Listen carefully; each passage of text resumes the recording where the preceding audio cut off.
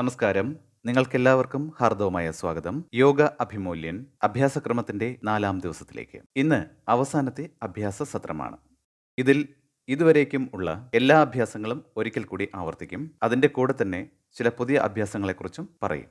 എന്നാൽ നമുക്ക് പ്രാർത്ഥനയോടുകൂടി ഇന്നത്തെ അഭ്യാസങ്ങൾ ആരംഭിക്കാം. പ്രാർത്ഥനയ്ക്കായി ഏതെങ്കിലും ധ്യാനാത്മക ആസനത്തിലിരിക്കുക. നടു നിവർത്തി വയ്ക്കുക. എന്നിട്ട് ഇരുകൈകളും മെല്ലെ നമസ്കാരമുദ്രയിലേക്ക് കൊണ്ടുവരിക. ശേഷം കണ്ണുകൾ മെല്ലെ അടയ്ക്കുക. ഒരു തവണ നീണ്ട ആഴത്തിലുള്ള ശ്വാസം എടുക്കുക. എന്നിട്ട് സാവധാനം ശ്വാസം പുറത്തേക്ക് വിടുക. ഇനി പ്രാർത്ഥനയ്ക്കായി നീണ്ട ശ്വാസം എടുക്കുക.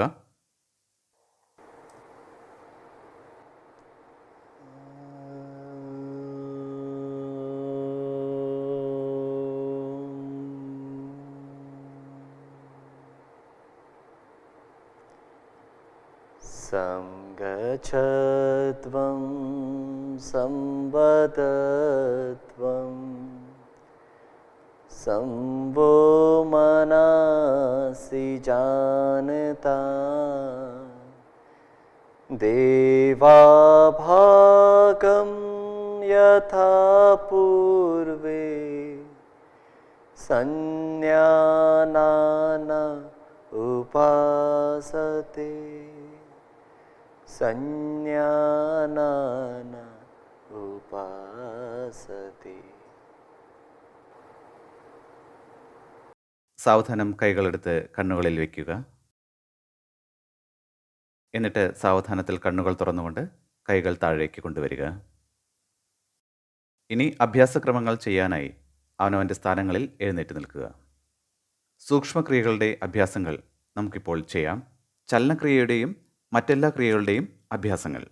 സൂക്ഷ്മക്രിയയിൽ ഏറ്റവും ആദ്യം കഴുത്ത്, തോള്, ഇടുപ്പ്, കാൽമുട്ട് എന്നിവയുടെ അഭ്യാസം ചെയ്യാം. അതിനായി നിവർന്നു നിൽക്കുക. ഇരുകാലുകളും 2 വിരൽ അകലത്തിൽ വയ്ക്കുക. കൈകൾ തുടയ്ക്കരികിലേക്ക് വയ്ക്കുക. കണ്ണുകൾ ഒരിക്കൽ കൂടി മെല്ലെ അടയ്ക്കുക. എന്നിട്ട് നിലത്ത് കാലുറപ്പിച്ച് നിൽക്കുക. സാവധാനത്തിൽ കണ്ണുകൾ തുറക്കുക. സൂക്ഷ്മക്രിയയ്ക്കായി ഇരുകൈകളും ഇടുപ്പിൽ വയ്ക്കുക. ആദ്യം കഴുത്ത് താഴോട്ടും മുകളിലോട്ടും കൊണ്ടുപോകുന്ന അഭ്യാസമാണ്. ശ്വാസം പുറത്തേക്ക് വിട്ടുകൊണ്ട് കഴുത്ത് മുന്നിലേക്ക് കുനിക്കുക. എന്നിട്ട് താടി കണ്ടകൂപത്തിനോട് ചേർക്കുക. ശ്വാസം എടുത്തുകൊണ്ട് കഴുത്ത് മെല്ലെ മെല്ലെ പിന്നിലേക്ക് കൊണ്ടുപോവുക. വീണ്ടും ശ്വാസം വിട്ടുകൊണ്ട് കഴുത്ത് മുന്നിലേക്ക് കൊണ്ടുവരിക. വീണ്ടും ഒരിക്കൽ കൂടി ശ്വാസം എടുത്തുകൊണ്ട് കഴുത്ത് പിന്നിലേക്ക് കൊണ്ടുപോവുക. ഇനി തല നിവർത്തി പിടിക്കുക. കഴുത്തിനുള്ള മറ്റൊരു ക്രിയ, കഴുത്ത് ഇടത്തോട്ടും വലത്തോട്ടും ചരിക്കുന്ന അഭ്യാസം. ശ്വാസം വിട്ടുകൊണ്ട് കഴുത്ത് വലത്തോട്ട് ചരിക്കുക. വലത്തെ കാത് വലത്തെ തോളിനോട് ചേർത്ത് വയ്ക്കാൻ ശ്രമിക്കുക. ശ്വാസം എടുത്തുകൊണ്ട് തല നിവർത്തി പിടിക്കുക. ഇനി ശ്വാസം വിട്ടുകൊണ്ട് കഴുത്ത് ഇടതുവശത്തേക്ക് ചരിക്കുക. ഇടത്തെ കാത് ഇടത്തെ തോളിനടുത്തേക്ക് കൊണ്ടുവരാൻ ശ്രമിക്കുക. ശ്വാസം എടുത്തുകൊണ്ട് കഴുത്ത് നിവർത്തി പിടിക്കുക. ഒരിക്കൽ കൂടി ചെയ്യുക. എക്സെയിൽ. ശ്വാസം എടുത്തുകൊണ്ട് തല വലതുവശത്തേക്ക് ചരിക്കുക. ശ്വാസം എടുത്തുകൊണ്ട് നിവർത്തി പിടിക്കുക. ശ്വാസം പുറത്തു വിട്ടുകൊണ്ട് ഇടതുവശത്തേക്ക്. ഇനി ശ്വാസം എടുത്തുകൊണ്ട് തല നിവർത്തി പിടിക്കുക. ഇനി കഴുത്തിനുള്ള 3-ാമത്തെ ക്രിയ. ഇനി കഴുത്ത് ഇടത്തോട്ടും വലത്തോട്ടും തിരിക്കുന്ന അഭ്യാസം. ശ്വാസം വിട്ടുകൊണ്ട് കഴുത്ത് വലത്തോട്ട് തിരിക്കുക. വലത്തെ തോളിന് സമാന്തരമായി താടി വരാൻ ശ്രമിക്കുക. ഒരേ ദിശയിലേക്ക് കൊണ്ടുവരാൻ. ശ്വാസം എടുത്തുകൊണ്ട് മുഖം നേരെ പിടിക്കുക. ഇനി ശ്വാസം വിട്ടുകൊണ്ട് കഴുത്ത് ഇടത്തോട്ട് തിരിക്കുക. എന്നിട്ട് താടി തോളിന് നേരെ വയ്ക്കാൻ ശ്രമിക്കുക. ശ്വാസം എടുത്തുകൊണ്ട് കഴുത്ത് നേരെ പിടിക്കുക. വീണ്ടും ഒന്നുകൂടി ആവർത്തിക്കുക. ശ്വാസം വിട്ടുകൊണ്ട് വലതുവശത്തേക്ക്. ശ്വാസം എടുത്തുകൊണ്ട് നേരെ പിടിക്കുക. ശ്വാസം വിട്ടുകൊണ്ട് ഇടതുവശത്തേക്ക്. ശ്വാസം എടുത്തുകൊണ്ട് വീണ്ടും നേരെ പിടിക്കുക. ഇനി 4-ാമത്തെയും അവസാനത്തെയും കഴുത്തിനുള്ള ക്രിയ. ശ്വാസം വിട്ടുകൊണ്ട് കഴുത്ത് മുന്നോട്ട് കുനിക്കുക. ഓർമ്മിക്കുക, ആർക്കെങ്കിലും സർവൈക്കൽ സ്പോണ്ടിലൈറ്റിസ് ഉണ്ട് എങ്കിൽ അവർ കഴുത്ത് മുന്നോട്ട് കുനിക്കരുത്. മാത്രമല്ല, കഴുത്തിന് എന്തെങ്കിലും പ്രശ്നമുള്ളവർ ഈ അഭ്യാസം വളരെ ശ്രദ്ധിച്ച് ചെയ്യുക. ശ്വാസം എടുത്തുകൊണ്ട് കഴുത്ത് മുകളിലേക്ക് കൊണ്ടുപോവുക ഗോളാകൃതിയിൽ. ശ്വാസം വിട്ടുകൊണ്ട് തല പൂർണ്ണ ഗോളാകൃതിയിൽ താഴേക്ക് കൊണ്ടുവരിക. ഇത് ഒന്നുകൂടി ആവർത്തിക്കുക. ശ്വാസം എടുത്തുകൊണ്ട് പിന്നിലേക്ക് കൊണ്ടുപോവുക. ശ്വാസം വിട്ടുകൊണ്ട് കഴുത്ത് പൂർണ്ണ രൂപത്തിൽ താഴേക്ക് കൊണ്ടുവരിക. ഇനി ഈ അഭ്യാസം വിപരീത ദിശയിൽ ചെയ്യുക. ശ്വാസം എടുത്തുകൊണ്ട് പിൻഭാഗത്തേക്ക് കൊണ്ടുപോവുക. കണ്ണുകൾ തുറന്നിരിക്കണം. ശ്വാസം വിട്ടുകൊണ്ട് കഴുത്ത് പൂർണ്ണമായി താഴേക്ക് കൊണ്ടുവരിക ഗോളാകൃതിയിൽ. ഇത് ഒരിക്കൽ കൂടി ആവർത്തിക്കുക.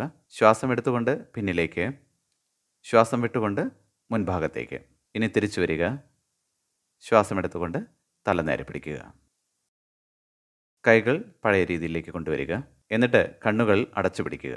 ഈ 4 ക്രിയകളുടെയും ഗുണം, ഈ 4 ക്രിയകളുടെയും അഭ്യാസത്തിന് ശേഷം കഴുത്തിൽ അതിനുണ്ടാകുന്ന പ്രഭാവം അത് അറിയാൻ ശ്രമിക്കുക. ഇനി നമുക്ക് അടുത്ത ക്രിയയിലേക്ക് പോകാം. അടുത്ത ക്രിയ സ്കന്ദചാലൻ ക്രിയയാണ്. ശ്വാസം എടുത്തുകൊണ്ട് ഇരു കൈകളും വശങ്ങളിലൂടെ മുകളിലേക്ക് പൊക്കിപ്പിടിക്കുക. ഓർമ്മിക്കുക, വിരലുകൾ ചേർന്നിരിക്കണം. കൈകൾ വലിച്ചു പിടിക്കുക. ശ്വാസം പുറത്തുവിട്ട് കൈകൾ താഴേക്ക് കൊണ്ടുവരിക. ഒരിക്കൽ കൂടെ ശ്വാസം എടുത്തുകൊണ്ട് കൈകൾ മുകളിലേക്ക് കൊണ്ടുവരിക. ഒരാവർത്തി കൂടി. സ്ട്രെച്ച്. ശ്വാസം പുറത്തുവിട്ട് കൈകൾ താഴേക്ക് കൊണ്ടുവരിക. അടുത്ത അഭ്യാസം സ്കന്ദചക്ര ക്രിയയുടേതാണ്. ശ്വാസം എടുത്തുകൊണ്ട് ഇരു കൈകളും തോളിന് സമാന്തരമായി പൊക്കിപ്പിടിക്കുക. കൈകൾ മലർത്തിപ്പിടിക്കുക. ശ്വാസം പുറത്തുവിട്ടുകൊണ്ട് കൈവിരലുകൾ തോളിന് മുകളിൽ വയ്ക്കുക. ഇനി ഇരു കൈമുട്ടുകളും വക്ഷസ്ഥലത്തിന് മുന്നിൽ ചേർത്ത് പിടിക്കുക. ഇനി ശ്വാസം എടുത്തുകൊണ്ട് കൈമുട്ടുകൾ മുകളിലേക്ക് കൊണ്ടുപോവുക. ഇനി വട്ടത്തിൽ കറക്കാനായി ശ്വാസം എടുത്തുകൊണ്ട് കൈമുട്ടുകൾ താഴേക്ക് കൊണ്ടുവന്ന് വക്ഷസ്ഥലത്ത് ചേർത്ത് പിടിക്കുക. ഇത് ഒരിക്കൽ കൂടി ആവർത്തിക്കണം. ശ്വാസം എടുത്തുകൊണ്ട് മുകളിലേക്ക്, ശ്വാസം പുറത്തേക്ക് വിട്ട് താഴേക്ക്. ഈ അഭ്യാസം വിപരീത ദിശയിൽ 2 തവണ ചെയ്യുക. എക്സെയിൽ, ശ്വാസം പുറത്തേക്ക് വിട്ട് മുകളിലേക്ക്, ശ്വാസം എടുത്തുകൊണ്ട് മുകളിൽ നിന്നും താഴേക്ക്. ഇതൊന്നുകൂടി ആവർത്തിക്കുക. ശ്വാസം വിട്ടുകൊണ്ട് താഴെ നിന്ന് മുകളിലേക്ക്, ശ്വാസം നിറച്ചുകൊണ്ട് മുകളിൽ നിന്ന് വക്ഷസ്ഥലത്തേക്ക്. ഇനി ശ്വാസം എടുത്തുകൊണ്ട് കൈമുട്ടുകൾ അകത്തി വയ്ക്കുക. എന്നിട്ട് തോളിന് സമാന്തരമായി കൈകൾ നീട്ടിപ്പിടിക്കുക. കൈകൾ കമഴ്ത്തി പിടിക്കുക. ശ്വാസം പുറത്തുവിട്ട് കൈകൾ താഴേക്ക് കൊണ്ടുവരിക. വീണ്ടും ഒരിക്കൽ കൂടി കണ്ണുകൾ അടച്ചു പിടിക്കുക. എന്നിട്ട് തോളിൽ ഇതിലുണ്ടായ പ്രഭാവം അനുഭവിക്കുക. ഈ അഭ്യാസം തോളിനുണ്ടാകുന്ന പ്രശ്നങ്ങളെ പരിഹരിക്കാൻ സഹായിക്കുന്നു. അടുത്ത അഭ്യാസം കടിചാലന ക്രിയയാണ്. ഇതിനായി 2 അഭ്യാസങ്ങൾ ചെയ്യാം. ഒന്ന് മുന്നോട്ടും പിന്നോട്ടും വളയുന്ന അഭ്യാസം, മറ്റൊന്ന് ഇടത്തോട്ടും വലത്തോട്ടും. കടിചാലൻ ക്രിയയുടെ അഭ്യാസത്തിനായി ഇരുകാലുകളും തോളിനേക്കാളും കൂടുതൽ വീതിയിൽ അകത്തി വയ്ക്കുക. ഇനി ശ്വാസം എടുത്തുകൊണ്ട് ഇരു കൈകളും മുന്നിലൂടെ മുകളിലേക്ക് ഉയർത്തുക. എന്നിട്ട് വലിച്ചു പിടിക്കുക. എന്നിട്ട് ശ്വാസം പുറത്തേക്ക് വിട്ട് പിന്നിലേക്ക് വളയുക. കഴിയുന്നിടത്തോളം കണ്ണുകൾ തുറന്നു പിടിക്കണം. ശ്വാസം എടുത്തുകൊണ്ട് നിവർന്നു നിൽക്കുക. ശ്വാസം വിട്ടുകൊണ്ട് മുന്നിലേക്ക് വളയുക, ഇടുപ്പ് വളയ്ക്കാതെ. എന്നിട്ട് ഇരു കൈകളും കാലുകൾക്കിടയിൽ പതിച്ചു വയ്ക്കുക. കഴുത്തും കുനിച്ചു വയ്ക്കുക. ഇതൊന്നുകൂടി ആവർത്തിക്കുക. ശ്വാസം എടുത്തുകൊണ്ട് മുകളിലേക്ക്, കൈകൾ വലിച്ചു പിടിച്ച് ശ്വാസം പുറത്തേക്ക് വിട്ട് പിന്നിലേക്ക്. കണ്ണുകൾ തുറന്നു പിടിക്കണം. ഇനി ശ്വാസം എടുത്തുകൊണ്ട് നിവർന്നു നിൽക്കുക. ഇനി ശ്വാസം പുറത്തേക്ക് വിട്ട് മുന്നിലേക്ക് കുനിയുക, ഇടുപ്പ് വളയ്ക്കാതെ. ഇനി ഇരു കൈകളും കാലുകൾക്കിടയിൽ വയ്ക്കുക. എന്നിട്ട് ഇടുപ്പും ശരീരവും താഴേക്ക് വലിച്ചു പിടിക്കാൻ ശ്രമിക്കുക. ഇനി ശ്വാസം എടുത്തുകൊണ്ട് നിവർന്നു നിൽക്കുക. കൈകൾ വലിച്ചു പിടിച്ച് ശ്വാസം വിട്ടുകൊണ്ട് കൈകൾ വശങ്ങളിലൂടെ താഴേക്ക് കൊണ്ടുവരിക. എന്നിട്ട് കാലുകളും ചേർത്ത് വയ്ക്കുക. വിശ്രമിക്കുക. കടിചാലൻ ക്രിയയുടെ 2ാമത്തെ അഭ്യാസം കടി ശക്തി വികാസക ക്രിയ, ട്രങ്ക് ട്വിസ്റ്റിംഗ്. കാലുകൾ തോളിൻ്റെ വീതിയിൽ അകത്തി വയ്ക്കുക. ശ്വാസം എടുത്തുകൊണ്ട് കൈകൾ മുന്നിലൂടെ തോളറ്റം കൊണ്ടുവരിക. ഇനി ശ്വാസം വിട്ടുകൊണ്ട് ശരീരം വലത്തോട്ട് തിരിക്കുക. നാഭിക്ക് താഴോട്ടുള്ള ഭാഗങ്ങൾ വളയാതിരിക്കാൻ ശ്വാസം എടുത്തുകൊണ്ട് തിരിച്ചു വരിക. ശ്വാസം പുറത്തേക്ക് വിട്ട് ഇടതുവശത്തേക്ക്. കൈകൾ തോളിന് സമാന്തരമായി വയ്ക്കുക. ശ്വാസം നിറച്ചുകൊണ്ട് തിരിച്ചു വരിക. വീണ്ടും ഒരിക്കൽ കൂടി ആവർത്തിക്കുക. ശ്വാസം പുറത്തേക്ക് വിട്ട് വലത്തോട്ട്, ശ്വാസം നിറച്ച് തിരിച്ചു വരിക. ശ്വാസം പുറത്തുവിട്ട് ഇടതുവശത്തേക്ക്. ഇനി സാവധാനത്തിൽ തിരിച്ചു വരിക.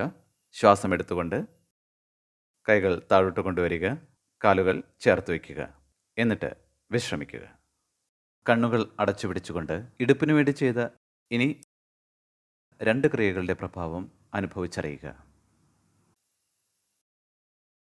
ഇനി അവസാനത്തേതും നാലാമത്തേതുമായ സൂക്ഷ്മക്രിയ സാധാരണ യോഗക്രിയയിലെ കാൽമുട്ടിന് വേണ്ടിയുള്ള അഭ്യാസം. കാൽമുട്ടിന്റെ അഭ്യാസത്തിനായി തോളിന്റെ അകലത്തിൽ കാലുകൾ അകത്തിവെക്കുക. ശ്വാസമെടുത്തുകൊണ്ട് ഇരു കൈകളും തോളറ്റം മുന്നിലൂടെ നീട്ടിപ്പിടിക്കുക. കൈകൾ കമഴ്ത്തി പിടിക്കണം. ശ്വാസം പുറത്തേക്ക് വിട്ട് കാൽമുട്ടുകൾ മടക്കി ഇരിക്കുന്ന പൊസിഷനിലേക്ക് വരിക. കാൽമുട്ടിന് എന്തെങ്കിലും പ്രശ്നമുള്ളവർ ഈ അഭ്യാസം ശ്രദ്ധാപൂർവം ചെയ്യുക, അഥവാ ഏതെങ്കിലും യോഗാചാര്യന്റെ ശിക്ഷണത്തിൽ ചെയ്യുക. ശ്വാസം എടുത്തുകൊണ്ട് നിവർന്നു നിൽക്കുക. ശ്വാസം പുറത്തേക്ക് വിട്ട് വീണ്ടും ഇരിക്കുന്ന സ്ഥിതിയിലേക്ക് വരിക. ശ്വാസം എടുത്തുകൊണ്ട് നിവർന്നു നിൽക്കുക. എന്നിട്ട് സാവധാനം കൈകൾ താഴേക്ക് കൊണ്ടുവരിക. ശേഷം കാലുകൾ ചേർത്ത് വയ്ക്കുക. ഈ ക്രിയ കൊണ്ടുണ്ടായ പ്രഭാവം തിരിച്ചറിയുക. ഓരോ അഭ്യാസം ചെയ്യുമ്പോഴും നമ്മുടെ ശ്വാസം, ഉച്ഛ്വാസം, അഭ്യാസത്തിന്റെ പൂർണ്ണ പ്രഭാവം അതൊക്കെ നമ്മൾ അനുഭവിച്ചറിയുന്നുണ്ട്. അഭ്യാസത്തിന് ശേഷവും ഈ പ്രഭാവം അനുഭവിച്ചറിയുകയാണെങ്കിൽ അപ്പോൾ നമുക്ക് ഈ അഭ്യാസങ്ങൾ കൂടുതൽ ആഴത്തിൽ ചെയ്യാൻ സാധിക്കും. ഇനി യോഗാസനങ്ങളുടെ അഭ്യാസങ്ങൾ ചെയ്യാം. ഏറ്റവും ആദ്യം താടാസനം. താടാസനം ചെയ്യുന്നതിനായി തിരിഞ്ഞു നിൽക്കുക ഏതെങ്കിലും ഒരു ഭാഗത്തേക്ക്. താടാസനം ചെയ്യുന്നതിനായി കാലുകൾ 2 വിരൽ അകലത്തിൽ വയ്ക്കുക. ശ്വാസമെടുത്തുകൊണ്ട് ഇരു കൈകളും മുന്നിലൂടെ തോളറ്റം കൊണ്ടുവരിക. ശ്വാസം പുറത്തേക്ക് വിട്ട് കൈവിരലുകൾ കോർത്ത് പിടിക്കുക. എന്നിട്ട് കൈപ്പടങ്ങൾ എതിർവശത്തേക്ക് തിരിച്ചു പിടിക്കുക. ശ്വാസം എടുത്തുകൊണ്ട് ഇരു കൈകളും മുകളിലേക്ക് കൊണ്ടുപോവുക. ഒരു തവണ മുഴുവൻ ശരീരം വലിച്ചു പിടിച്ച് നന്നായി സ്ട്രെച്ച് ചെയ്തുകൊണ്ട് അങ്ങനെ നന്നായി നിവർന്നതിന് ശേഷം മുന്നിലൊരു ബിന്ദുവിൽ ശ്രദ്ധ കേന്ദ്രീകരിച്ച് ഉപ്പൂറ്റികൾ ഉയർത്തിപ്പിടിക്കുക. എന്നിട്ട് കാൽവിരലുകളിൽ സന്തുലനം പാലിച്ചു നിൽക്കുക. ഓർമ്മിക്കേണ്ട കാര്യം, ഇവിടെ സാധാരണ ശ്വാസോച്ഛ്വാസഗതിയാണ് വേണ്ടത്. ഏതൊരാസനത്തിലും നമ്മൾ സ്ഥിരത കൈവരിക്കുമ്പോൾ അവിടെ ശ്വാസം നിയന്ത്രിക്കേണ്ട കാര്യമില്ല. പതുക്കെ ഉപ്പൂറ്റികൾ താഴേക്ക് കൊണ്ടുവരിക. കൈകൾ വശങ്ങളിലൂടെ തോളറ്റം കൊണ്ടുവരിക. എന്നിട്ട് ശ്വാസം എടുത്തുകൊണ്ട് കൈകൾ താഴേക്ക് കൊണ്ടുവന്ന് വിശ്രമിക്കുക. താടാസനം ശരീരത്തിൽ നട്ടെല്ലിന് ദൃഢത കൈവരുത്തുന്നു. താടാസനം ശരീരത്തിൽ സന്തുലനം കൈവരിക്കുന്നതിനും സഹായകരമാണ്. ഇനി നമുക്ക് അടുത്ത അഭ്യാസത്തിലേക്ക് പോകാം. അടുത്ത അഭ്യാസം അർദ്ധചക്രാസനമാണ്. കാലുകൾ 2 ഇഞ്ച് അകലത്തിൽ തന്നെ വയ്ക്കുക. ഇനി നിങ്ങൾക്ക് തോന്നുകയാണ് പിന്നിലേക്ക് വളയുന്ന സമയത്ത് സന്തുലനം ലഭിക്കുകയില്ല എന്ന്. എങ്കിൽ കാലുകൾക്കിടയിൽ കുറച്ചുകൂടി അകലം പാലിക്കാവുന്നതാണ്. ഇനി ഇരു കൈകളും ഇടുപ്പിലേക്ക് വയ്ക്കുക. കൈമുട്ടുകൾ തുല്യ അകലത്തിൽ ആയിരിക്കണം. ശ്വാസം നിറച്ചുകൊണ്ട് കഴുത്ത് മെല്ലെ പിൻഭാഗത്തേക്ക് കൊണ്ടുപോവുക. ശ്വാസം പുറത്തേക്ക് വിട്ട് ഒന്നുകൂടെ പിന്നിലേക്ക് വളയാൻ ശ്രമിക്കുക. ഓർമ്മിക്കേണ്ട കാര്യം, കണ്ണുകൾ തുറന്നിരിക്കണം, കാൽമുട്ടുകൾ മടങ്ങരുത്. പിന്നെ സാധാരണ ശ്വാസോച്ഛ്വാസഗതി ആയിരിക്കണം. ഇപ്പോൾ ശ്വാസത്തിൽ നിയന്ത്രണം ഉണ്ടാകാൻ പാടില്ല. ഈ സ്ഥിതിയിൽ അല്പനേരം നിൽക്കുക. അർദ്ധചക്രാസനം. സാവധാനത്തിൽ ശ്വാസം എടുത്തുകൊണ്ട് തിരികെ വരിക. എന്നിട്ട് കൈകളും താഴേക്ക് കൊണ്ടുവരിക. ഇനി വിശ്രമിക്കുക. അർദ്ധചക്രാസനം ശരീരത്തിൽ ഉത്സാഹം വർദ്ധിപ്പിക്കുന്നു. കൂടെ തന്നെ ശ്വാസകോശത്തെ ശക്തിപ്പെടുത്താനും സഹായിക്കുന്നു. ഇനി അടുത്ത അഭ്യാസത്തിലേക്ക് നീങ്ങാം. ഇനി ഇരുന്നു കൊണ്ടുള്ള ചില ആസനങ്ങളുടെ അഭ്യാസങ്ങൾ. ഈ 4 ദിവസത്തെ കളരിയിൽ കുറച്ച് ആസനങ്ങൾ ഇവിടെ പറഞ്ഞു തന്നു. പൂർണ്ണ യോഗാഭ്യാസ ക്രമങ്ങൾ ഇനി വരും ദിവസങ്ങളിൽ പറഞ്ഞു തരുന്നതാണ്. ഇനി സാവധാനത്തിൽ ഇരിക്കുക. അടുത്ത അഭ്യാസത്തിനായി ദണ്ഡാസനത്തിനായി ദണ്ഡാസനം. ഇരു കാലുകളും ചേർത്ത് വയ്ക്കുക. കൈകൾ ഇടുപ്പിനടുത്ത് വയ്ക്കുക. ഇടുപ്പ് നിവർത്തി പിടിക്കുക. ഈ സ്ഥിതി ദണ്ഡാസനത്തിന്റെ സ്ഥിതിയാണ്. ഇനി ഇവിടെ നിന്ന് നമുക്ക് വജ്രാസനത്തിലേക്ക് പോകാം. ആദ്യം വലത്തെ കാൽ മടക്കി വലത്തെ കാലിന്റെ ഉപ്പൂറ്റിയിൽ നിതംബം ചേർത്ത് വയ്ക്കുക. ഈ രീതിയിൽ ഇടത്തെ കാലും മടക്കി വയ്ക്കുക. എന്നിട്ട് 2 ഉപ്പൂറ്റികളുടെയും ഇടയിൽ ഇരിക്കുക. അടുത്ത അഭ്യാസം അർദ്ധ ഉഷ്ട്രാസനം. സാവധാനത്തിൽ കാൽമുട്ടുകളിൽ നിൽക്കുക. അത്യാവശ്യമാണെങ്കിൽ കാൽമുട്ടുകളുടെയും കാൽപാദങ്ങളുടെയും ഇടയിൽ അല്പം അകലം പാലിക്കാവുന്നതാണ്. സന്തുലനം ഉണ്ടാക്കാൻ ബുദ്ധിമുട്ട് തോന്നുകയാണ് എങ്കിൽ മാത്രം. ബാക്കിയുള്ളവർ എങ്ങനെയാണോ ആദ്യം പറഞ്ഞത് അങ്ങനെ തന്നെ ചെയ്യുക. ഇരു കൈകളും നിതംബത്തിന് മുകളിൽ വയ്ക്കുക. കൈപ്പടങ്ങൾ നിതംബത്തിന് മുകളിൽ, വിരലുകൾ താഴ്ഭാഗത്തേക്ക്, കൈമുട്ടുകൾ തുല്യ അകലത്തിൽ കൊണ്ടുവരിക. ശ്വാസം എടുത്തുകൊണ്ട് കഴുത്ത് പിന്നിലേക്ക് വളയ്ക്കുക. ശ്വാസം പുറത്തേക്ക് വിട്ട് ഒന്നുകൂടെ വളയാൻ ശ്രമിക്കുക. ചിലർക്ക് ഉഷ്ട്രാസനം ചെയ്യാൻ സാധിക്കുകയില്ല.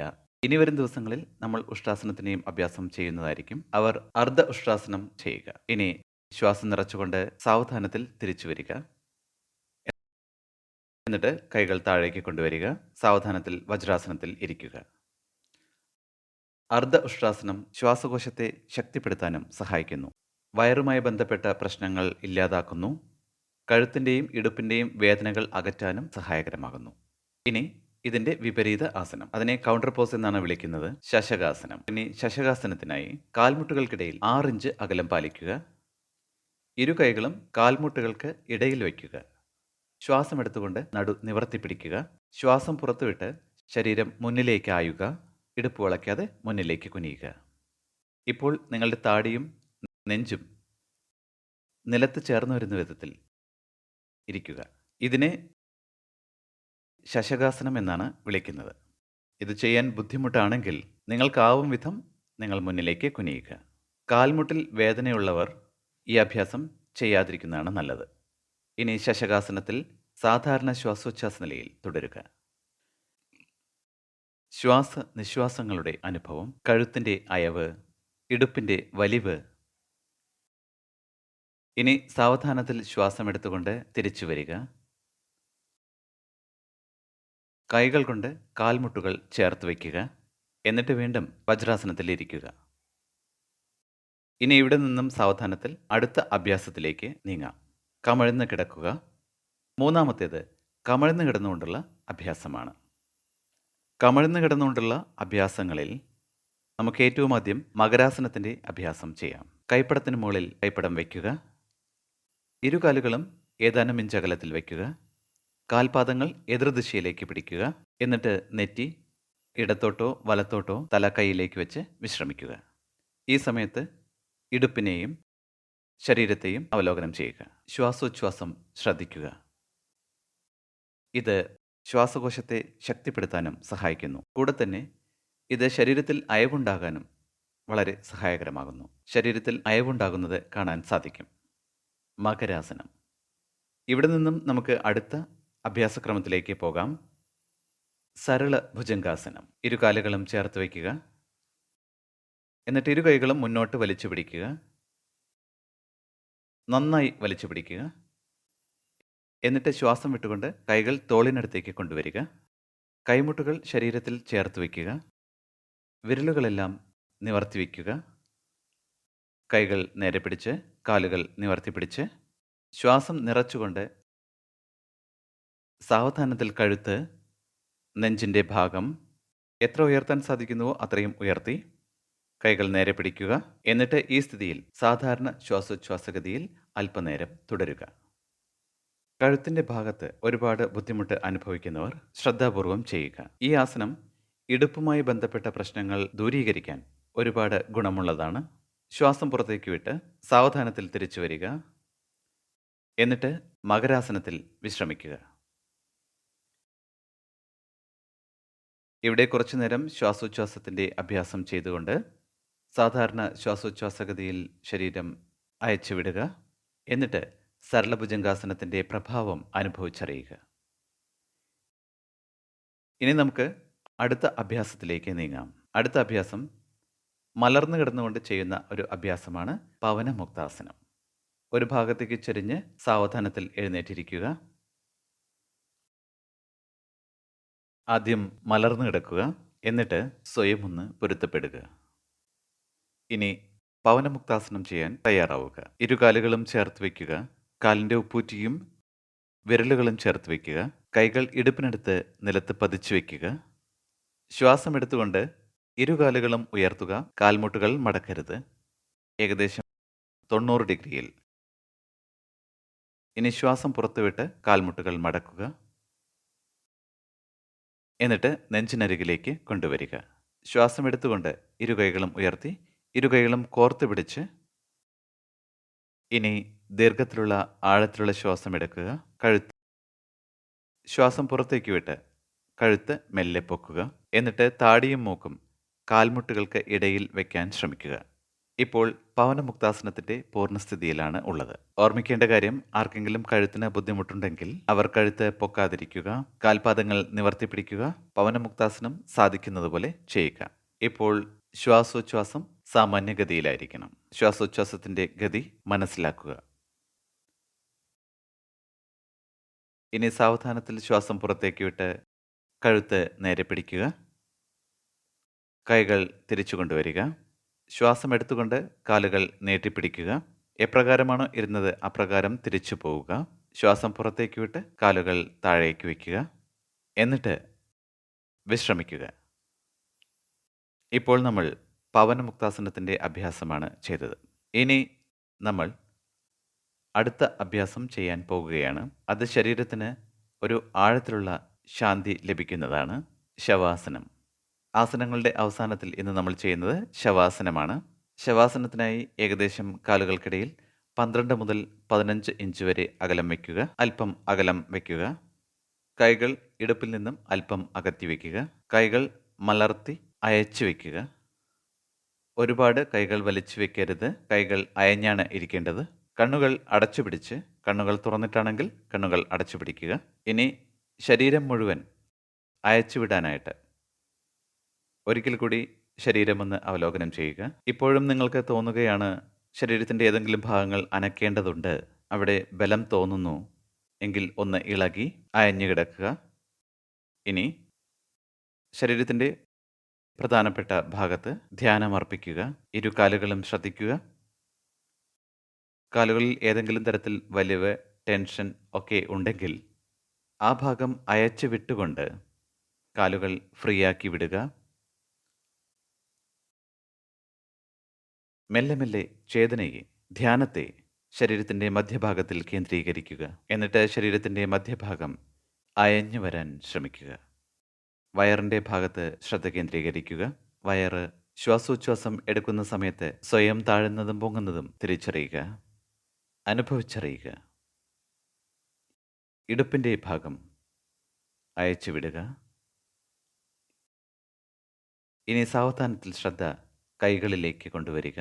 യാതൊരു തരത്തിലുള്ള ടെൻഷനും ഇല്ല എന്ന് ഉറപ്പുവരുത്തുക. കൈകൾ നന്നായി അയച്ചു വിടുക. വളരെ ഫ്രീ ആയിട്ട് കിടക്കട്ടെ. ഇനി നിങ്ങളുടെ ശ്രദ്ധ നിങ്ങളുടെ മുഖത്തേക്ക് കൊണ്ടുവരിക. മുഖത്ത് ശ്രദ്ധ കേന്ദ്രീകരിക്കുക. മുഖത്തെ മാംസപേശികൾ അയച്ചുവിടുക. ശാന്തത, അയവ് കൈവരിക്കുക. കണ്ണുകൾ കൂടുതൽ അയച്ചുവിടുക. ഇനി ശരീരത്തിലേക്ക് പ്രവേശിക്കുന്ന, പുറത്തേക്ക് പോകുന്ന ശ്വാസത്തിനെ അനുഭവിച്ചറിയുക. അല്പനേരം ശ്വാസനിശ്വാസത്തിൽ ശ്രദ്ധ കേന്ദ്രീകരിക്കുക. അകത്തേക്കും പുറത്തേക്കും പോകുന്ന ശ്വാസത്തിനെ. ഓരോ ശ്വാസനിശ്വാസത്തിലും ശരീരം അയഞ്ഞു കിട്ടുന്നു. കൂടുതൽ കൂടുതൽ അയഞ്ഞു വരുന്നു.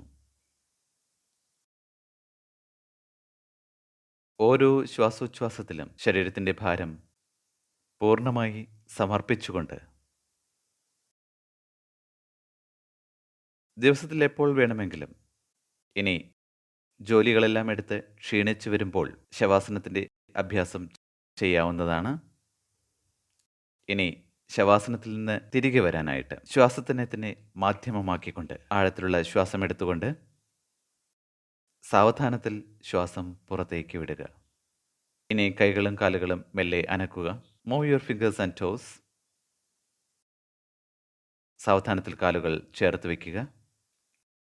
ഇടത്തോട്ടോ വലത്തോട്ടോ ചരിഞ്ഞ് ഏതു വശത്തേക്കാണോ ചരിയുന്നത് ആ വശത്തെ കൈകൾ തലയിണയാക്കി ആ നിലയിൽ 1-2 തവണ ശ്വാസമെടുത്ത് കൈകൾ നിലത്തുകുത്തി പതുക്കെ എഴുന്നേറ്റിരിക്കാവുന്നതാണ്. ഇന്നത്തെ കളരിയിൽ നമ്മുടെ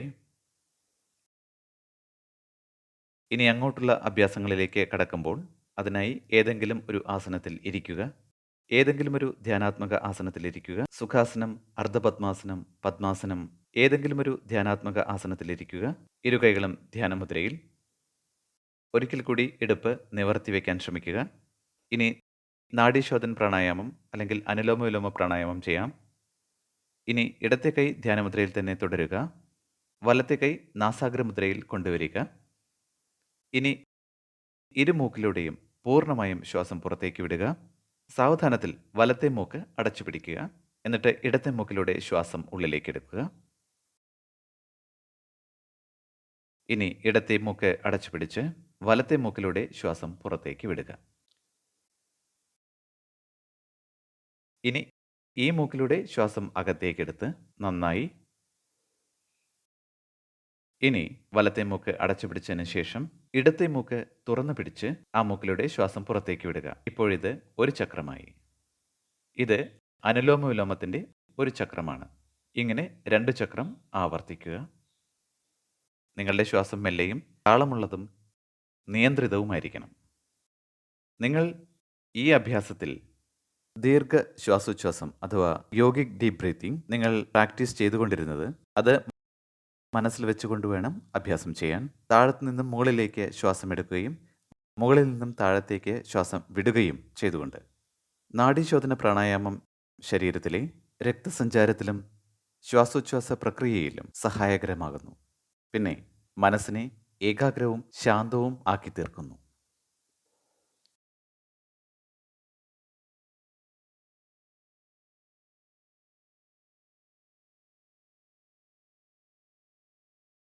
നാഡീശോധന പ്രാണായാമം.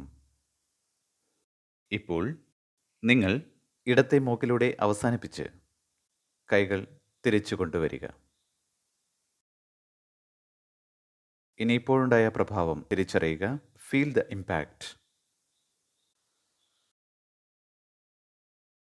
ഇനിയിപ്പോൾ ഇന്നത്തെ പ്രധാന അഭ്യാസങ്ങളിൽ ഇന്നത്തെ ഈ കളരിയിൽ നിങ്ങളോടൊപ്പം അവതരിപ്പിക്കാൻ ശ്രമിക്കുന്നത്, നിങ്ങളെ ആ അഭ്യാസം ചെയ്യിക്കാൻ ശ്രമിക്കുന്നത് അതാണ് ധ്യാനം.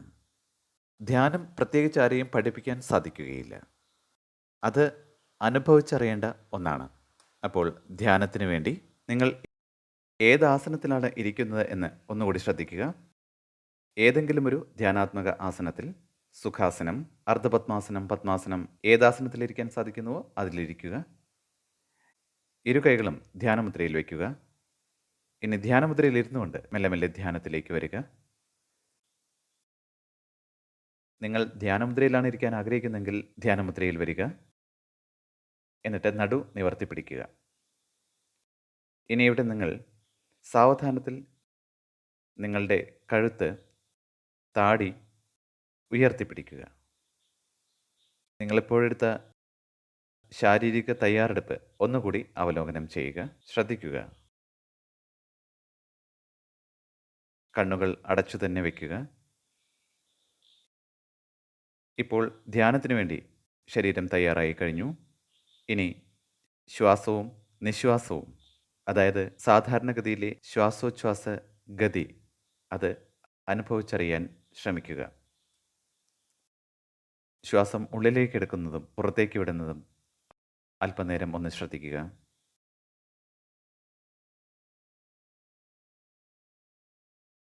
ശരീരം, ശ്വാസം, ശ്വാസോച്ഛ്വാസത്തിന് ശേഷം ശരീരത്തിൻ്റെ സംവേദന തിരിച്ചറിയുക. ഇപ്പോൾ ശരീരത്തിനകത്തുണ്ടാകുന്ന സംവേദനകൾ, അതേത് പ്രകാരത്തിലുള്ള സംവേദനയും ആകാം. അത് വേദനയുടെ, ദുഃഖത്തിൻ്റെ, അലട്ടലിൻ്റെ, കർമ്മങ്ങളുടെ അല്ലെങ്കിൽ മറ്റെന്തെങ്കിലും തരത്തിലുള്ള അനുഭൂതി, ആ സംവേദന തിരിച്ചറിഞ്ഞുകൊണ്ട്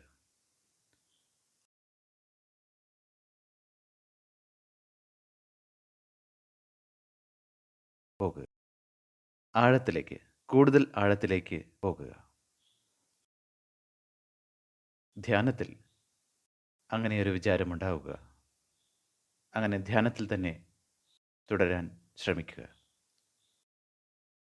ധ്യാനത്തിൻ്റെ അഭ്യാസം മനസ്സിന് ശാന്തിയും കൂടാതെ ഏകാഗ്രതയും, അതിനൊപ്പം തന്നെ നമുക്ക് നമ്മോട് തന്നെ ഇഴുകിച്ചേരാനുള്ള വഴി തുറക്കുന്നു. ഈ ധ്യാനം യോഗയുടെ ഒരു പ്രധാനപ്പെട്ട അംഗമാണ്. പറയുകയാണെങ്കിൽ ധ്യാനത്തിന് മുമ്പുള്ള എത്രയൊക്കെ ക്രിയകളുണ്ടോ, ആസനമുണ്ടോ, അഭ്യാസങ്ങളുണ്ടോ, അവയൊക്കെ ധ്യാനത്തിനുള്ള തയ്യാറെടുപ്പുകളാണെന്ന് പറഞ്ഞാൽ അത് തെറ്റല്ല. ഇനി സാവധാനത്തിൽ തിരിച്ചു വരാനായിട്ട് ശ്വാസത്തിൻ്റെ സഹായമെടുക്കുക. ഒരു തവണ നീണ്ട ആഴത്തിലുള്ള ശ്വാസം എടുത്തുകൊണ്ട് നീണ്ട ആഴത്തിലുള്ള ശ്വാസം പുറത്തുവിട്ട്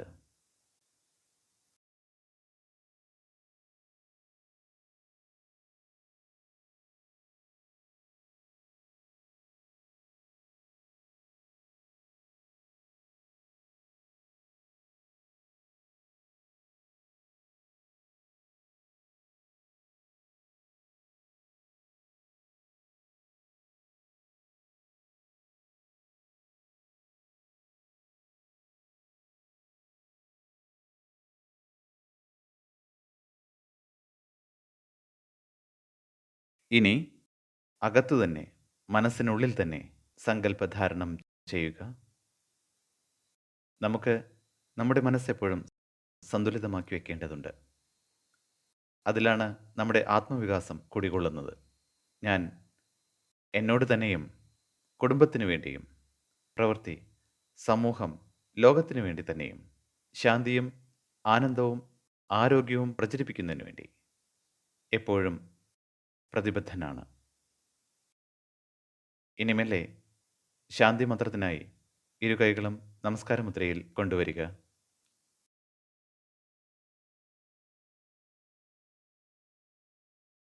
ഒരിക്കൽ കൂടി ആഴത്തിലുള്ള ശ്വാസം എടുക്കുക. ശ്വാസം പുറത്തേക്ക് വിടുക.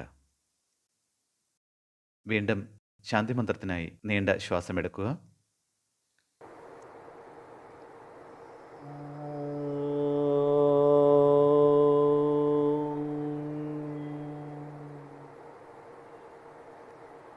सर्वे भवन्तु सुखिनः सर्वे सन्तु निरामया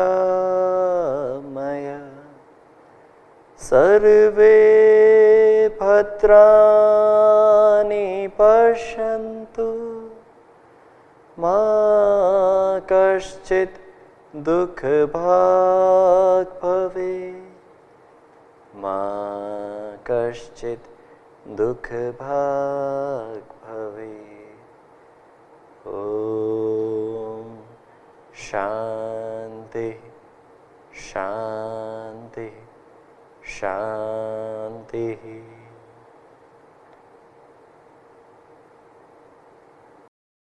സാവധാനത്തിൽ സമയമെടുത്തുകൊണ്ട് കൈകൾ കണ്ണുകൾക്ക് മുകളിൽ വയ്ക്കുക.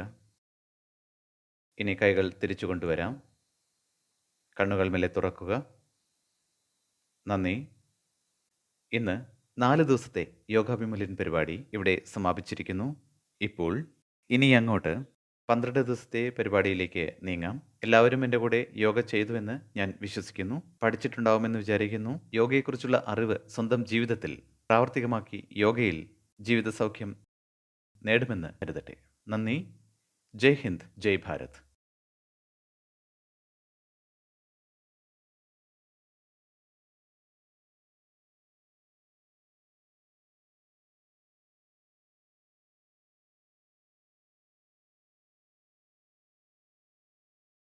നമസ്കാരം. നിങ്ങൾക്കെല്ലാവർക്കും ഹാർദവമായ സ്വാഗതം. യോഗാഭിമുഖ്യൻ 4ാമത്തെ ദിവസത്തെ വ്യാഖ്യാന പരിപാടിയിലേക്ക്. ഇന്ന് ഇത്തരത്തിലുള്ള ഒരു വ്യക്തികളും ഉണ്ടായിരിക്കുകയില്ല യോഗ എന്ന വാക്ക് കേൾക്കാത്തവർ, യോഗയെക്കുറിച്ച് അറിയാത്തവർ. ഇന്ന് ലോകം മുഴുവൻ യോഗാഭ്യാസത്തെ വലിയ തരത്തിൽ തന്നെ ചെയ്തുകൊണ്ടിരിക്കുന്നു. ഇതിനു പിന്നിൽ പലയിടത്തും വലിയൊരു പങ്ക് അന്താരാഷ്ട്ര യോഗാ ദിനത്തിനുണ്ട്. പിന്നെ അന്താരാഷ്ട്ര യോഗ ദിനത്തിന്റെ രചന എങ്ങനെയാണ് ഉണ്ടായത്, അക്കാര്യം ഈ വ്യാഖ്യാനത്തിലൂടെ നമുക്ക് മനസ്സിലാക്കാം. പിന്നെ എന്തൊക്കെ കാര്യങ്ങൾ ഈ അന്താരാഷ്ട്ര യോഗ ദിനത്തിൽ നിർദ്ദേശിച്ചിട്ടുണ്ട്, എന്തൊക്കെ കാര്യങ്ങളാണ് അതിൽ ചെയ്തിട്ടുള്ളത്, അതും മനസ്സിലാക്കാം. ഒരു പ്രാർത്ഥനയോടുകൂടി നമുക്ക് ആരംഭിക്കാം. ഇരു കൈകളും കൂപ്പിപ്പിടിക്കുക. കണ്ണുകൾ സാവധാനത്തിൽ അടയ്ക്കുക. ആഴത്തിലുള്ള ശ്വാസം എടുക്കുക. പ്രണവാക്ഷരത്തിന്റെ ഉച്ചാരണത്തിനു വേണ്ടി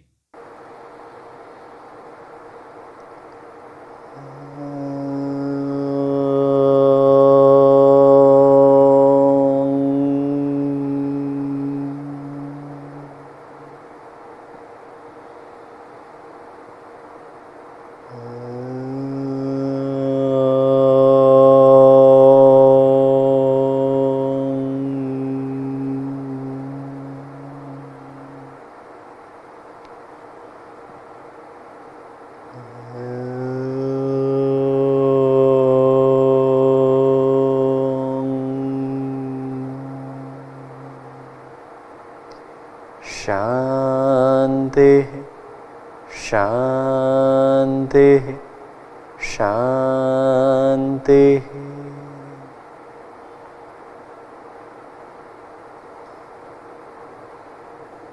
സാവധാനത്തിൽ കണ്ണുകൾ തുറക്കുക. ഒരിക്കൽ കൂടി നിങ്ങൾക്കെല്ലാവർക്കും സ്വാഗതം. നമ്മൾ പറഞ്ഞു വന്നത് അന്താരാഷ്ട്ര യോഗ ദിനത്തെക്കുറിച്ചാണ്. എന്നാൽ വരൂ നമുക്ക് നോക്കാം എപ്രകാരമാണ് അന്താരാഷ്ട്ര യോഗാ ദിനം പ്ലാൻ ചെയ്തിരിക്കുന്നത്? ബഹുമാന്യ പ്രധാനമന്ത്രി നരേന്ദ്രമോദിജി സെപ്റ്റംബർ 27, 2014 സംയുക്ത രാഷ്ട്രമഹാസഭ അഥവാ യുണൈറ്റഡ് നേഷൻസ് ജനറൽ അസംബ്ലി സംബോധന ചെയ്തുകൊണ്ട് മാന്യ പ്രധാനമന്ത്രി ലോക സമുദായത്തോട് അന്താരാഷ്ട്രീയ യോഗ ദിവസം ആരംഭിക്കണമെന്ന് ആഗ്രഹം പ്രകടിപ്പിച്ചു. അദ്ദേഹം പറഞ്ഞു, യോഗയുടെ ഗുണങ്ങൾ, യോഗ എന്തുകൊണ്ട് ആവശ്യമാണ്, പിന്നെ യോഗയുടെ ഗുണങ്ങൾ എന്തൊക്കെയാണ്, എപ്രകാരത്തിൽ ലോകം മുഴുവനും ആരോഗ്യവും സൽഭാവവും കൊണ്ടുവരാൻ സാധിക്കും. ഇതിനുവേണ്ടി അദ്ദേഹം അന്താരാഷ്ട്രീയ യോഗ ദിവസം തുടങ്ങാൻ ആഗ്രഹിച്ചു. ഇത് ആദ്യമായാണ് സംഭവിക്കുന്നത്. ഇത്രയും കുറഞ്ഞ സമയത്തിനുള്ളിൽ ഈ ആവശ്യത്തെ, അല്ലെങ്കിൽ ഏതൊരു ആവശ്യത്തെയും ഇത്ര പെട്ടെന്ന് അക്സെപ്റ്റ് ചെയ്യാൻ, അത് സ്വീകരിക്കാൻ കഴിഞ്ഞു. ഡിസംബർ 11, 2014 193 അംഗങ്ങളുള്ള കമ്മിറ്റിയിൽ 107 സഹപ്രായോജക രാജ്യങ്ങൾക്കൊപ്പം ജൂൺ 21 അന്താരാഷ്ട്രീയ യോഗ ദിനമായിട്ട് ആചരിക്കാൻ സമ്മതം നൽകി. നമ്മുടെ ലക്ഷ്യത്തിൽ യുണൈറ്റഡ് നേഷൻസ് ജനറൽ അസംബ്ലി അംഗീകരിച്ചു, യോഗ ആരോഗ്യത്തിനും സൗഖ്യത്തിനും സമഗ്രമായ ഒരു കാഴ്ചപ്പാട് പ്രദാനം ചെയ്യുന്നുവെന്ന്. ലോകത്തിൻ്റെ ആരോഗ്യത്തിനു വേണ്ടി യോഗാഭ്യാസം ചെയ്താലുണ്ടാകുന്ന ഗുണത്തെക്കുറിച്ച് അറിവ് വ്യാപകമായി പ്രചരിപ്പിക്കുന്നു.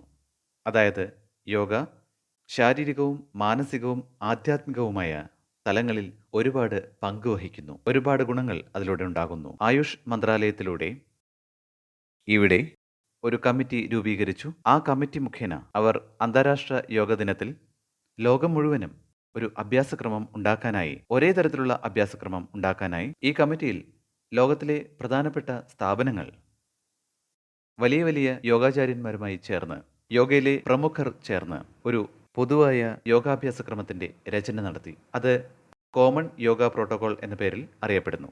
ആദ്യത്തെ ഈ കോമൺ യോഗ പ്രോട്ടോകോൾ 35 മിനിറ്റിൻ്റെതായിരുന്നു. പിറ്റേ വർഷം മുതൽ അത് 45 മിനിറ്റ് ദൈർഘ്യമുള്ളതാക്കി. എന്നാൽ വരൂ, നമുക്ക് മനസ്സിലാക്കാം പൊതുവായ യോഗാഭ്യാസക്രമത്തിൽ എന്തൊക്കെയാണ് ഉൾപ്പെടുത്തിയിട്ടുള്ളത് എന്ന്. യോഗയിലെ മഹാത്മാക്കൾ എല്ലാവരും കൂടി ചേർന്ന് എപ്രകാരമാണ് പൊതുവായ യോഗാഭ്യാസക്രമം ചിട്ടപ്പെടുത്തിയിട്ടുള്ളത്. ഏറ്റവും ആദ്യം നമ്മൾ പ്രാർത്ഥനയെക്കുറിച്ചാണ് സംസാരിക്കുന്നത്. പ്രാർത്ഥനയോടെ ഈ യോഗാഭ്യാസക്രമങ്ങൾ ആരംഭിക്കുന്നു.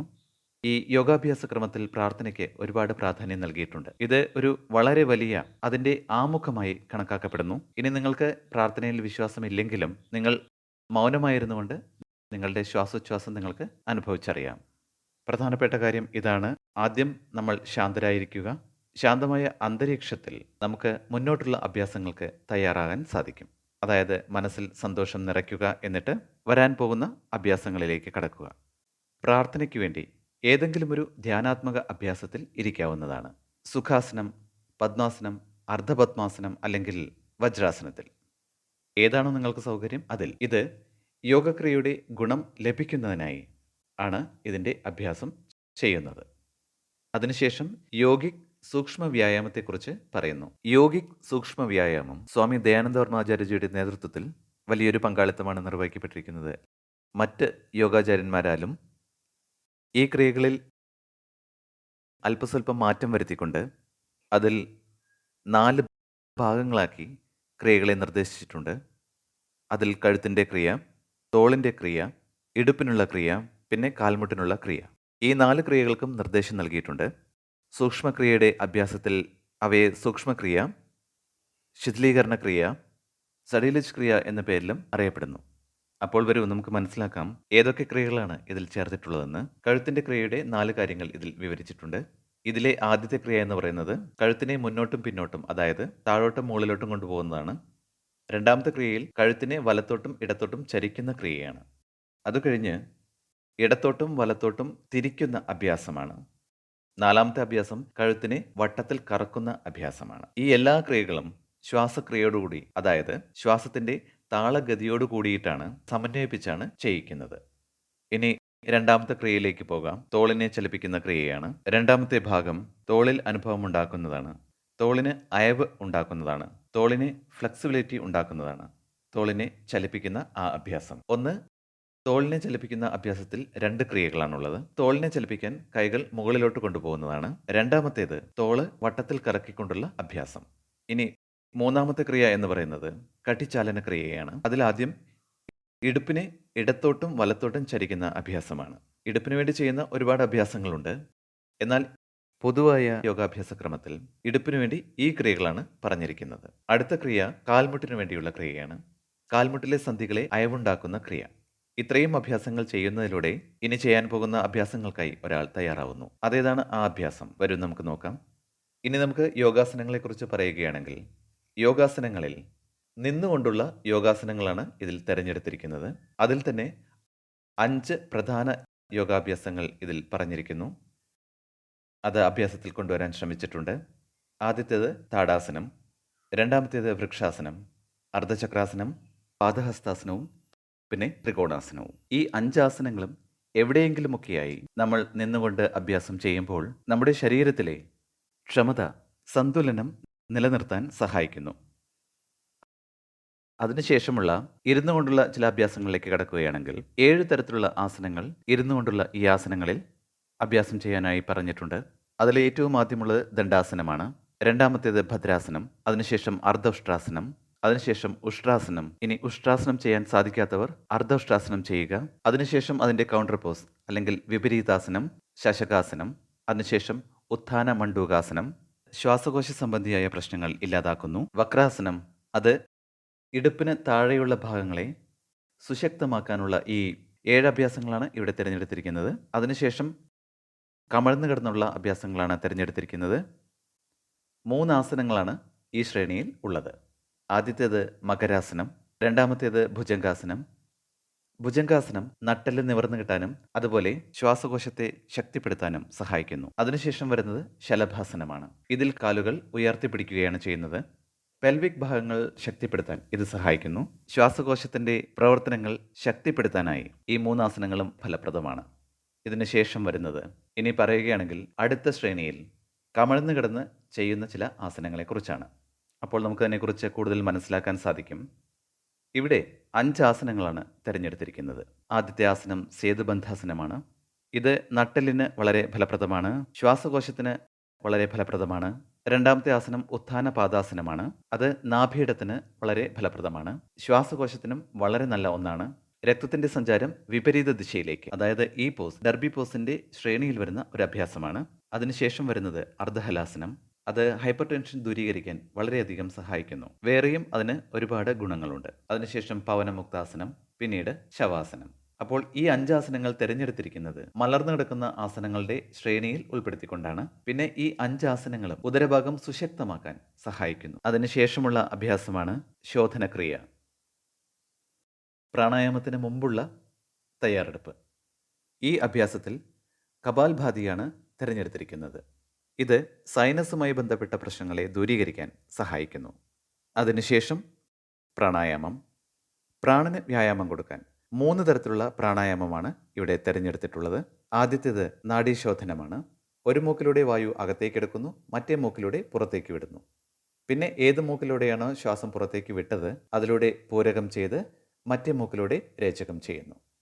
അപ്പോൾ ഈ പ്രോസസ്സ് നടക്കുന്ന ആ രീതി അതൊരു 10-15 തവണ ആവർത്തിച്ച് ചെയ്യുമ്പോൾ ശ്വാസോച്ഛ്വാസത്തിൻ്റെ പ്രഭാവം മുഴുവൻ ശരീരത്തിനും ഉണ്ടാകുന്നു. അതിനുശേഷം ശീതളി പ്രാണായാമമാണ് തിരഞ്ഞെടുത്തിരിക്കുന്നത്. മറ്റൊന്ന് ഭ്രാമരി പ്രാണായാമമാണ്. അപ്പോൾ ഈ പ്രാണായാമങ്ങൾ ശ്വാസകോശത്തെ വളരെയധികം ബലപ്പെടുത്താൻ സഹായിക്കുന്നു. മുഴുവൻ ശരീരത്തിലും പ്രാണന്റെ പ്രഭാവം ബലപ്പെടുത്താൻ സഹായിക്കുന്നു.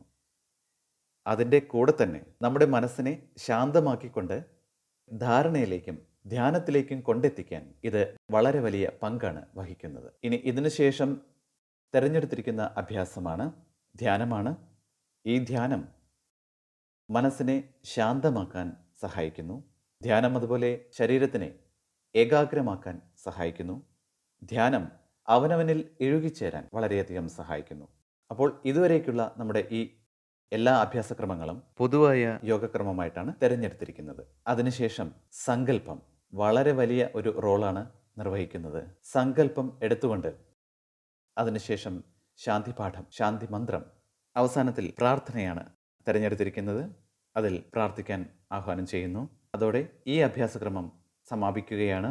അപ്പോൾ അന്താരാഷ്ട്രീയ യോഗാ ദിവസത്തിൽ പൂർണ്ണ ഉത്സാഹത്തോടെ സന്തോഷത്തോടെ ലോകം മുഴുവൻ ഈ സാധാരണ യോഗാഭ്യാസക്രമം ചെയ്യുന്നു.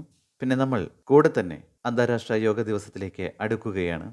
നമുക്ക് പ്രതീക്ഷിക്കാം ഇതും വളരെ ഭംഗിയായി ആ ഉത്സാഹത്തോടും സന്തോഷത്തോടും കൂടി ആഘോഷിക്കുമെന്ന്. വളരെ നന്ദിയുണ്ട്. ഈ വ്യാഖ്യാനം ഇവിടെ സമാപിക്കുകയാണ്.